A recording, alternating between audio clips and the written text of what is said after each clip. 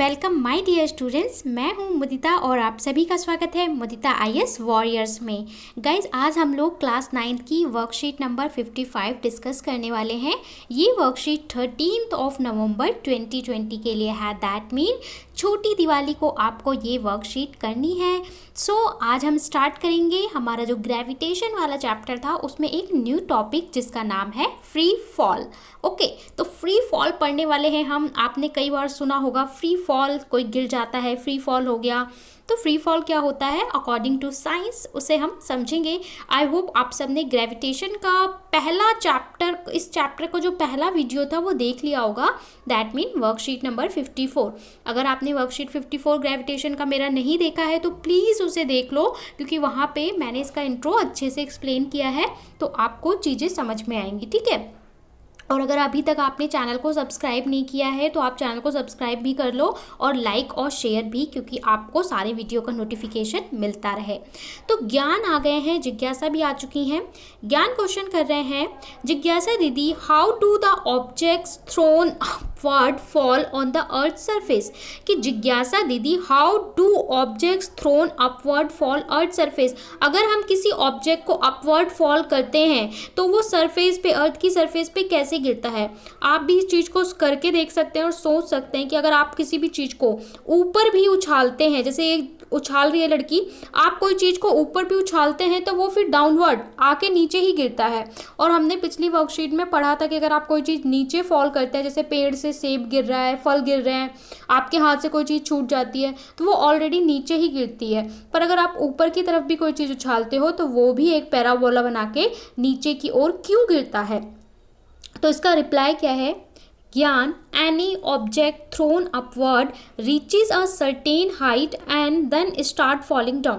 किसी भी ऑब्जेक्ट को अगर हम ऊपर की तरफ उछालते हैं तो वो एक हाइट तक जाता है और उस हाइट तक जाने के बाद वो अगेन नीचे फॉल होना स्टार्ट कर देता है। मतलब जब आप किसी चीज़ को ऊपर उछालोगे तो वो एक हाइट तक ऊपर जाएगा, उसके बाद वो नीचे आने लगेगा। तो वो कितनी हाइट तक ऊपर जाता है?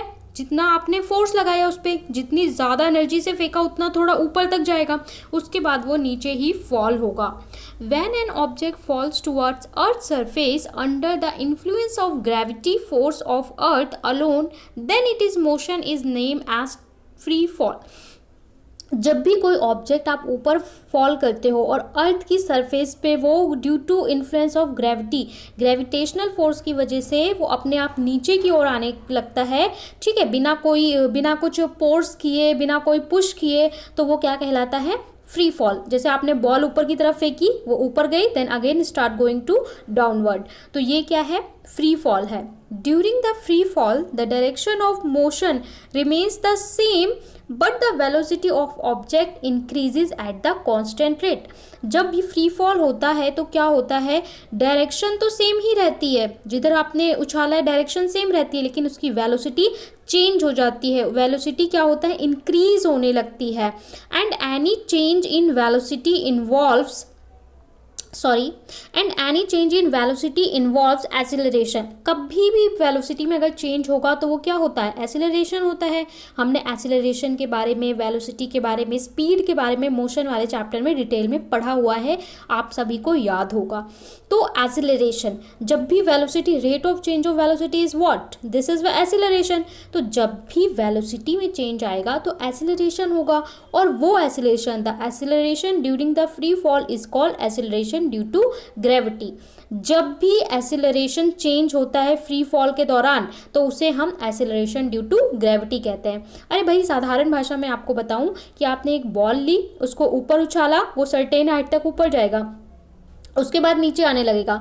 ऊपर कहाँ तक जाएगा? जितनी एनर्जी से आपने उसे पुश किया है उतनी हाइट तक वो ऊपर जाएगा। उसके बाद ग्रेविटी की वजह से, कोई भी चीज़ है वो ग्रेविटी से अटैच है, हम सब ग्रेविटी से बंधे हुए हैं, हम सब एक फोर्स से आपस में भी कनेक्टेड हैं। तो ग्रेविटी की वजह से जब वो ऑब्जेक्ट नीचे गिरने लगता है तो क्या होता है? उसकी जो डायरेक्शन है वो सेम है, लेकिन जैसे जैसे वो धरती की ओर आता है उसकी जो वेलोसिटी वो बढ़ती जाती है, तेजी से आने लगता है। तो वेलोसिटी यहाँ पे कुछ और थी, यहाँ पे और बढ़ गई, तो वेलोसिटी में चेंज आया। तो ये वेलोसिटी में जो चेंज आ रहा है इसको आप क्या बोल रहे हो, acceleration due to gravity. Gravity की वजह से जो एक्सीलरेशन बढ़ रहा है वो, इसीलिए इसका नाम एक्सीलरेशन ड्यू टू ग्रेविटी रख दिया गया, जैसे ये इमेज में लड़की को दिखाया गया है। आगे देख लेते हैं।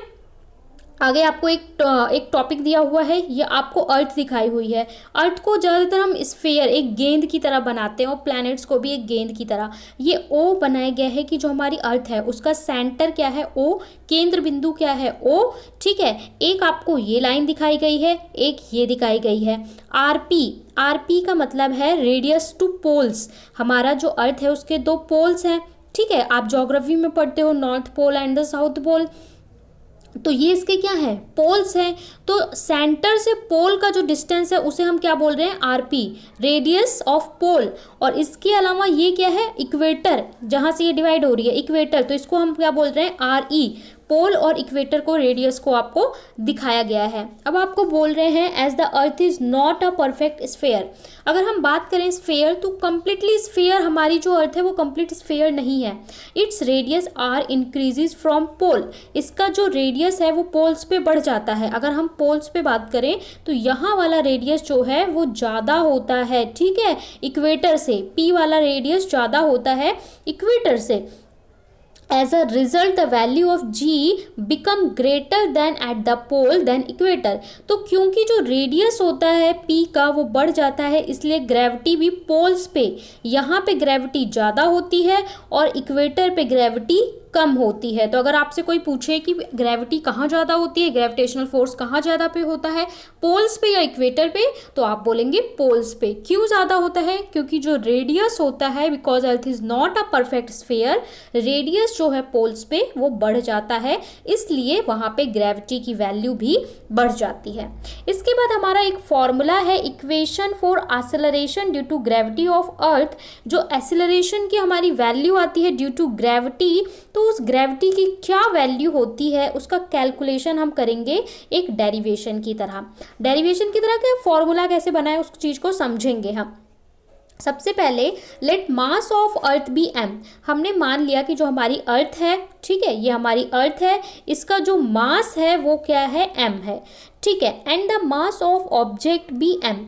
एक ऑब्जेक्ट है यहाँ पे कोई रखा हुआ, ऑब्जेक्ट छोटा होगा जाहिर सी बात है, तो ऑब्जेक्ट का मास हमने स्मॉल एम मान लिया। Let d be the distance between object and earth. और अर्थ और ऑब्जेक्ट के बीच में जो डिस्टेंस है उसको हमने क्या मान लिया, डी मान लिया, ठीक है। And the earth centre F. और जो इसका सेंटर है उसको हमने ये मान लिया, force attraction centre by the earth on the object. तो कितना फोर्स लगेगा अर्थ के सेंटर में, therefore the universal law of gravitational force.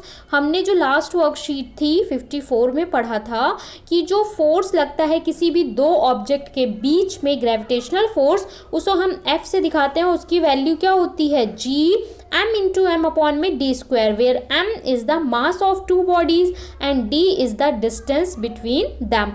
so यहाँ से इसकी वैल्यू ये आएगी और हमने इसको इक्वेशन 1 दे दिया। From second law of equation, know the magnitude of force of an object produced by the mass and the acceleration a। हम second law of motion से जानते हैं during free fall, जब free fall होता है तो क्या होता है, किसी भी ऑब्जेक्ट का अगर फ्री फॉल होता है तो उसमें फोर्स की वैल्यू होती है mg। m मतलब होता है कोई भी ऑब्जेक्ट आपने फेंका ना तो उसका एक मास होगा, और उस मास में, वो मास को अगर हम ग्रेविटी से डिवाइड करते हैं तो उतना ही उस पर फोर्स लग रहा होता है। ग्रेविटी की वैल्यू 9.8 होती है और एक 6 पॉइंट जो वैल्यू होती है वो भी हमने लास्ट वर्कशीट में डिस्कस की थी, ठीक है। तो एक फोर्स की वैल्यू ये हो गई, एक फोर्स की वैल्यू ये, equation 1, equation 2। From equation 1 and 2 अगर हम दोनों इक्वेशन को इक्वेट कर दें तो ये भी f है, ये भी f है, तो हमने इस इक्वेशन को इस इक्वेशन के इक्वल टू रख सकते हैं, बिल्कुल रख सकते हैं। ये भी एक फोर्स है, ये भी फोर्स है, तो हमने क्या किया, mg equal to m upon m g d square, इस तरीके से हमने रख दिया। अब यहाँ पे भी स्मॉल m है, यहाँ पे भी स्मॉल m, तो यहाँ से स्मॉल m और स्मॉल m को हमने कट कर दिया, तो g की वैल्यू कितनी आ गई, g equal to m upon M d square और कैपिटल G। तो यहाँ से हमें ये फॉर्मूला मिल गया। ठीक है, कुछ नहीं किया है। एक फोर्स की हमने फर्स्ट इक्वेशन से वैल्यू रखी, एक फ्री फॉल वाली फोर्स की वैल्यू रखी, दोनों को आमने सामने रख दिया, यहाँ पे m से m कट गया, ये हमारी वैल्यू आ गई। तो जब हमारी ये वैल्यू आ गई तो वही late the object be near on the surface of earth, हमने माना जो ऑब्जेक्ट है वो अर्थ के नियर है, then the distance d equal to r, इसलिए जो उनके बीच में डिस्टेंस d हम ले रहे हैं उसकी वैल्यू क्या है, r है, मतलब रेडियस ऑफ अर्थ। हमने मान लिया ये पूरी अर्थ क्या है, एक सेंटर है, सर्कल है, स्फीयर है, तो इसका रेडियस क्या होगा, r होगा। तो हमने d के बदले क्या लिख दिया, r लिख दिया, d के बदले क्या लिख दिया, r लिख दिया। तो एक्सीलरेशन ड्यू टू ग्रेविटी क्या हो जाएगा, g is equals to m g और r स्क्वायर। तो यहाँ d की जगह पे r स्क्वायर पुट कर दिया। तो ये आपका डेरिवेशन है, सिंपल सा, आपको समझ में आ गया होगा। अब आप क्वेश्चन देख लेते हैं, आपके लिए क्या क्वेश्चन है, चेक योरसेल्फ, आपने क्या पढ़ा। Explain free fall in brief. अभी जो हमने फ्री फॉल पढ़ा है वो आपको समझाना है। क्वेश्चन 2 में what is acceleration due to gravity और उसकी SI यूनिट क्या होती है वो लिखना है। क्वेश्चन 3 में बोला है derive formula to calculate the value of g। अभी जो हमने डिराइव किया उसी को अगेन डिराइव करना है। Why the value of g is greater at poles comparison with equator, poles पे ग्रेविटी क्यों ज़्यादा होती है। सॉल्यूशन करेंगे उससे पहले कोविड एप्रोप्रिएट बिहेवियर मैसेज है, keep maintaining physical distance of 6 feet and 2 yard. आपको भी ये लाइन याद हो गई है। अगर आपको याद हो गई है और आप समझ चुके हैं तो आपको अपने आसपास वालों को भी समझाना है, ठीक है, ये आपकी ड्यूटी है, रिस्पॉन्सिबिलिटी है, because you are a future of India.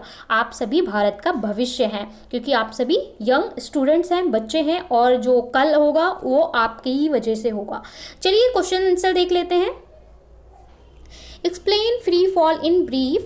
When an object falls towards Earth's surface under the influence of gravitational force of Earth alone, then its motion is termed as free falls. कभी भी कोई भी object अगर अर्थ की surface से फेंका जाता है, ठीक है, तो वो नीचे की ओर अगर अपने आप गिरने लगता है तो उसे हम फ्री फॉल कहते हैं, ठीक है। अगर आपको कोई फ्री फॉल बोले तो ये फ्री फॉल की डेफिनेशन है। During free fall the direction of motion remains same but the velocity of object increases. Free fall के समय जो मोशन होता है वो तो सेम रहता है, बट वेलोसिटी क्या होती है, इंक्रीज होती है एक कांस्टेंट रेट से, और चेंज ऑफ वेलोसिटी कभी भी इन्वॉल्व होगी तो उसको हम क्या बोलते हैं, एक्सीलरेशन बोलते हैं। अब come to the 2, question number 2 में बोला है what is acceleration due to gravity, what is SI unit. बहुत सिंपल है, acceleration due to gravity is the acceleration gained by an object due to gravitational force.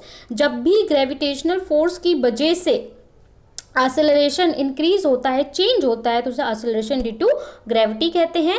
और it's SI unit is metre per second square, metre per second square. तो मैंने इसे metre per second square भी लिख दिया और ऐसे भी लिख दिया, दोनों लिख सकते हैं। इसका स्क्रीनशॉट ले सकते हैं या फिर डिस्क्रिप्शन में दिया हुआ है टेलीग्राम का लिंक, वहाँ से आप टेलीग्राम ज्वाइन कर लीजिए। टेलीग्राम एक ऐप है जो आपको प्ले स्टोर पर मिल जाएगा, वहाँ से आप डाउनलोड करेंगे। प्ले स्टोर से जब आप टेलीग्राम डाउनलोड करेंगे, आप सर्च करेंगे मुदिता IAS वॉरियर और चैनल को हमारे टेलीग्राम पे ज्वाइन करके हमारे फैमिली के मेंबर बन जाएंगे और सारे वर्कशीट के सॉल्यूशन वहाँ से कर सकते हैं। अगर आपके फ़ोन में टेलीग्राम है तो डायरेक्ट आप लिंक पे क्लिक करिए और आपको ज्वाइन बटन मिल जाएगा। चलते हैं नेक्स्ट क्वेश्चन पे। Derive the formula to calculate the value of g की वैल्यू कैलकुलेट करिए। तो जो मैंने आपको समझाया था वही आपको करना है, कुछ नहीं करना है। ये डेरिवेशन जो आपको दिया गया है इसको एज इट इज़ आपको कॉपी में करना है। मैं आपको इसका स्क्रीनशॉट टेलीग्राम पे शेयर कर दूंगी, ठीक है। Let the mass of the earth m and the mass of object is m। हमने माना कि ये क्या है, ये हमारी अर्थ है, ठीक है, ये हमारी अर्थ है और यहाँ पे एक ऑब्जेक्ट है। इसका मास क्या है m, इसका मास क्या है m। इन दोनों के बीच में जो डिस्टेंस है उसको हमने क्या माना, d माना। Between them and earth centre, और जो अर्थ का सेंटर है उस पर फोर्स जो लग रहा है अर्थ के सेंटर पे, वो फोर्स क्या होगा, F होगा, ठीक है, जो दोनों को अट्रैक्ट कर रहा है। Bye universal law of gravitational force हमने पढ़ा था कि जो फोर्स होता है वो क्या होता है, G(m)/d²। इसका मास और दोनों के इन्वर्सली प्रोपोर्शनल होता है डिस्टेंस के। तो ये होगा इक्वेशन नंबर 1। और from second law of equation हमें पता है कि मैग्नीट्यूड ऑफ फोर्स ऑब्जेक्ट, अगर फ्री फॉल होता है, कोई भी ऑब्जेक्ट गिरता है ड्यू टू एक्सेलरेशन ग्रेविटी की वजह से, तो उसमें फोर्स की वैल्यू क्या होती है, mg। तो ये इक्वेशन क्या हो गई, 2 हो गई। यानी फोर्स हमेशा होता है mg के बराबर। m क्या होता है, जो भी ऑब्जेक्ट गिर रहा है वो मास, और g होती है ग्रेविटेशनल फोर्स की वैल्यू। तो यहाँ से इक्वेशन 1 हो गई, इक्वेशन 2 हो गई। जब भी आप इक्वेशन 1 और 2 को इक्वेट कर देंगे, मतलब ये भी फोर्स है ये भी फोर्स है, तो आप इस वैल्यू को इस वैल्यू के बराबर रख सकते हैं, F इक्वल टू एफ रख सकते हैं। तो यहाँ पे mg इक्वल टू ये वाली वैल्यू हमने रख दी, m अपॉन में m स्क्वायर। यहाँ से छोटे m से छोटा m हम कट कर देंगे, सॉरी यहाँ से हम क्या करेंगे, छोटे m से छोटा m हमने क्या किया, इक्वेट किया, और इक्वेट करने के बाद यहाँ से स्मॉल m से स्मॉल m कट कर देंगे। तो हमें मिल गई वैल्यू क्या, g equal to G m upon M d square, ये वाली वैल्यू मिल गई। लेकिन हमें पता है कि जो अर्थ है वो कैसी है, स्फीयर है। तो अर्थ का जो रेडियस है उसको हम r लिखेंगे, ठीक है। तो हम अर्थ के रेडियस को r लिख सकते हैं, तो हम d के बदले पे r लिख देंगे। तो यहाँ d स्क्वायर के बदले हम क्या लिख देंगे, r स्क्वायर। तो यहाँ से हमें मिल जाएगी क्या, ये देखिए, ठीक है। Let the object near to the earth surface then the distance d is r। अगर ऑब्जेक्ट नियर है अर्थ के तो हम उसको r लिख सकते हैं, r है रेडियस ऑफ अर्थ, और इसकी वैल्यू क्या हो जाएगी, r equal to G m upon M r square. तो ये हमारी जो हो गई g की कैलकुलेटेड वैल्यू हो गई। इसे मैं टेलीग्राम पे शेयर कर दूंगी, यहाँ से आप स्क्रीनशॉट करके भी कर सकते हैं। चलते हैं नेक्स्ट क्वेश्चन पे। क्वेश्चन नंबर 4 में बोला है why the value of g is greater poles in comparison with equator.